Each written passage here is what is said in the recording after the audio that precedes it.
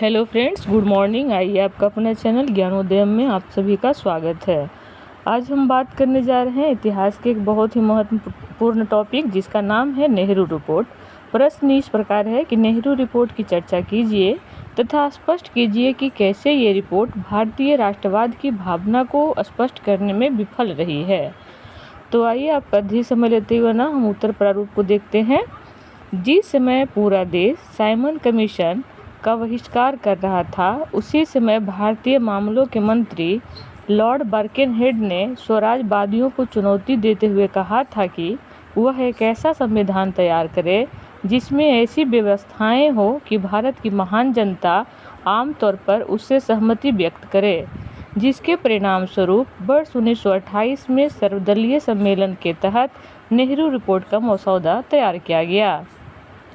ये थी हमारी भूमिका। अब हम उत्तर को आगे बढ़ाते हैं। थोड़ा सा इस प्रश्न था कि नेहरू रिपोर्ट की चर्चा करें, तो अब नेहरू रिपोर्ट के लिए कुछ बातें।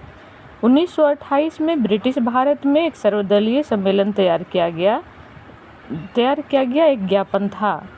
इसने भारत के संविधान के लिए एक डोमिनियन स्थिति और सरकार की संघीय व्यवस्था का प्रस्ताव रखा।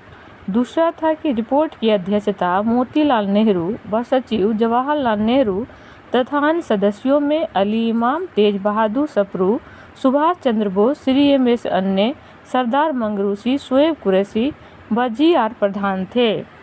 इसमें 29 राजनीतिक संगठनों ने इस प्रस्ताव का अनुमोदन किया। रिपोर्ट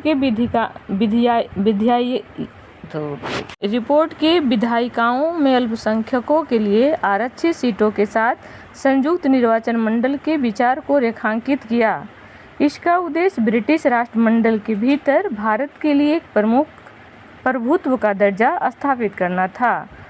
उसके बाद अब हम क्वेश्चन के दूसरे पैराग्राफ पे आते हैं, जिसमें कहा गया है कि क्वेश्चन राष्ट्रवाद की विफलता के बारे में बताएं। तो भी इस प्रकार है कि सीमित महत्वाकांक्षाएं थी। इसने ब्रिटिश साम्राज्य के भीतर प्रभुत्व की स्थिति की मांग की थी, पूर्ण स्वतंत्रता की नहीं। इसने सत्ता विभाजन, विवाद समाधान और क्षेत्रीय प्रतिनिधित्व जैसे सभी मुद्दे शामिल नहीं थे। भारतीय कानूनों पर ब्रिटिश नियंत्रण बनाए रखा। इसने आर्थिक चुनौतियों का पर्याप्त रूप से समाधान नहीं किया। वंचित समूहों और अल्पसंख्यकों को उचित सुरक्षा न मिलने के बारे में चिंताएं व्याप्त थी। एक जटिल संसदीय प्रणाली भारत के लिए महंगी और अन्य व्यवहारिक मानी जाती थी।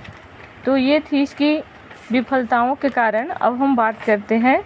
भले ही इस रिपोर्ट ने राष्ट्रवाद की भावना को स्पष्ट करने में विफल रही, परंतु इसके द्वारा किए गए कार्य सराहनीय रहा। जैसे भारतीय राष्ट्रीय कांग्रेस को मजबूत किया, राष्ट्रीय एकता एवं मार्गदर्शन के लिए संविधान के महत्व पर प्रकाश डाला, एक समान लक्ष्य के लिए पार्टी लाइनों से परे भारतीय नेताओं को एकजुट किया, लोकतांत्रिक मौलिक अधिकारों और संसदीय प्रणाली के बारे में जागरूकता पैदा की। अब हम इसके निष्कर्ष की ओर चलते हैं। तो समग्रता कहा जा सकता है कि नेहरू रिपोर्ट में पूर्ण स्वतंत्रता की मांग नहीं की गई या सभी मुद्दों पर चर्चा नहीं की गई, परंतु इसके प्रभाव और विरासत ने एक संवैधानिक प्रणाली के साथ एक स्वतंत्र लोकतांत्रिक राष्ट्र के रूप में भारत के भविष्य की नींव रखने में अतुलनीय भूमिका निभाई। तो ये था आज का हमारा नेहरू रिपोर्ट के बारे में। बीच में कहीं आवाज़ थोड़ा सा फंस गया था, उसके लिए क्षमा चाहती हूँ। और इसी के साथ आज का ये वीडियो क्लिप समाप्त करते हैं। जय हिंद, जय भारत।